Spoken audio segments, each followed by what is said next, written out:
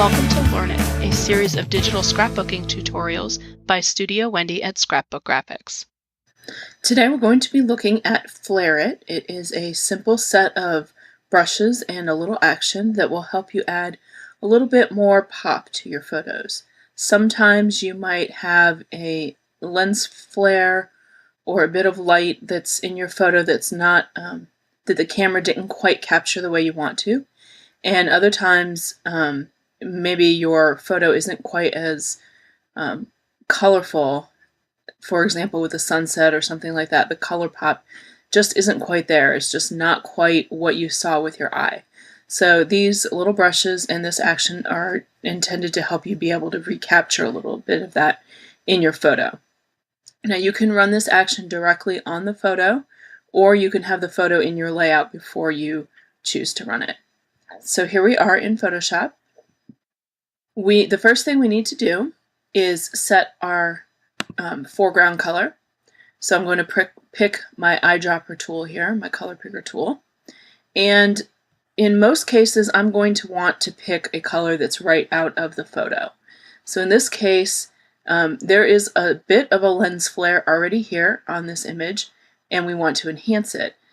I would want a color that's a little bit lighter than this. So I can either do that by sampling some of the snow over here, or I can sample this color and then come in here and pick a lighter shade of blue by clicking around in here until I'm happy with the color and click OK.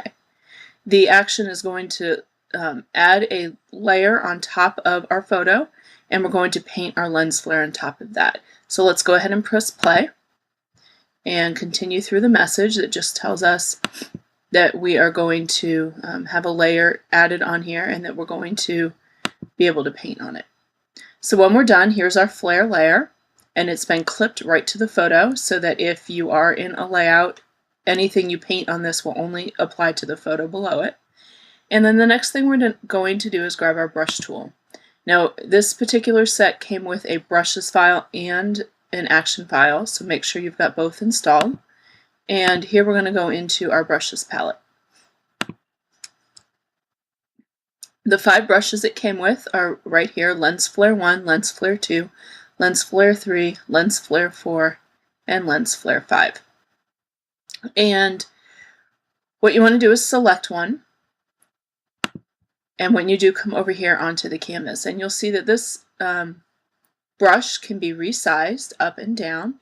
And I like to use the bracket keys. The left bracket key makes the brush smaller, and the right bracket key makes the brush bigger. And depending on the size of your photo, you are probably going to have to make that brush smaller in order to use it. And then what you're going to do is come over here and paint right on this flare layer. And you'll see here that it added a really subtle flare effect around there. Now, you can play with the blending modes over here on the layers palette, which will give you a little bit of a different effect. Putting it here to overlay made it a little bit brighter. You can choose hard light, linear light, vivid light. Play around till you get the effect that you want. You can also grab your move tool and move that around a little bit if you want, until you get it just right. In this case, you'll see that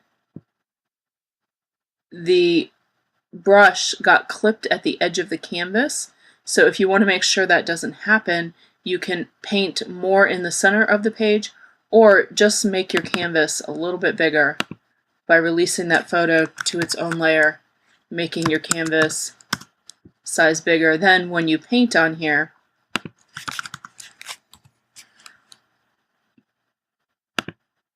you can be sure that that is not cut off there. If you can see, that's kind of subtle.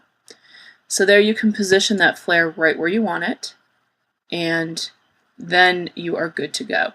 If you want to then take this photo onto a layout, be sure to select both layers to move them together. You can even link them together using the link button on the layers palette, so that when you click and move just one of these, both of those items will always stay together. So that can just add a little bit more punch to a flare, an existing flare that's already there. So that's one sample layout. Let's take a look at another one. here's the sunset, and in this case, we already have some really fabulous sun rays coming out of here. But if we want to, we can add a little bit more. And we're going to go ahead and start with the action again first, and press play. Now we want to be sure that we change our foreground color, and again we want to pick something that is in the photo so that it really goes well with it.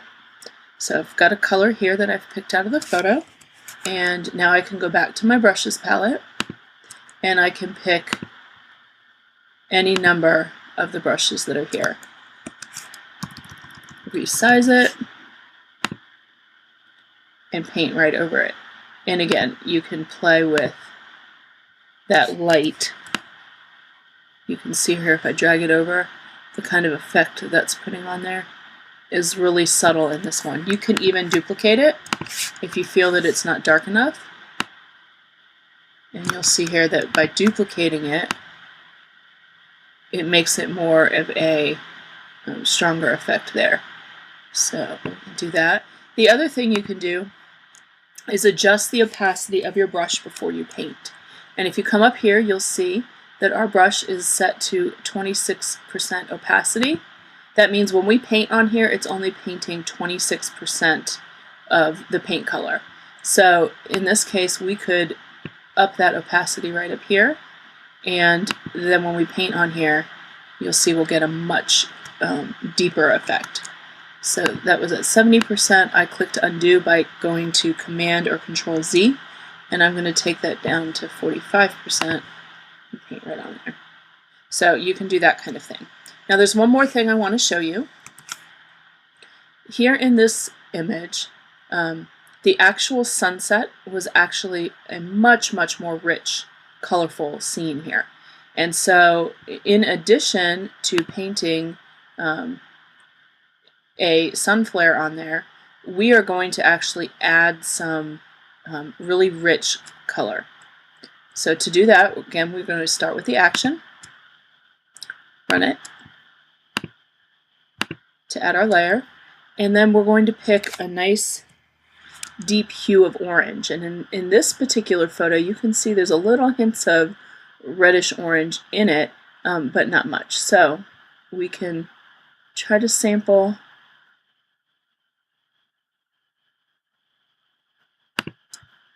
an area here, and then we're going to pull it to a much brighter color right there. Now when we get our flare brush,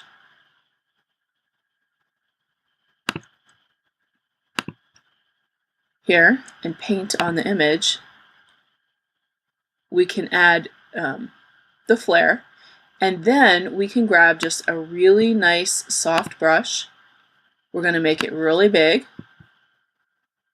and we're going to make sure that our hardness is set to 0. I'm going to make that brush nice and big and soft. And then what we're going to do is paint color right on top of that sunset to get more of that colorful look there. And if we duplicate that layer, let's erase what's on there, we can even go and add another layer of color for some more richness. And in this case, I'm going to take a big brush here, and I'm just going to swipe it up through the center to add a little more focal point of color right through the center there. So that is another great thing that you can do with these brushes. Say you've painted onto these layers, and then you decide that that wasn't really the color that you wanted. You can always change that. It's very simple. Simply lock the layer down by clicking the lock button on the layers palette. Choose a new color, and say we really wanted this to be much more yellow. We'll come and get a yellow color. Then we can press Option or Alt Delete to fill those pixels, to replace those pixels with the new color that we've chosen. And let's do that on the second layer too, and you'll see we can completely change the tone of that photo. You could even go with a radical bluish tone.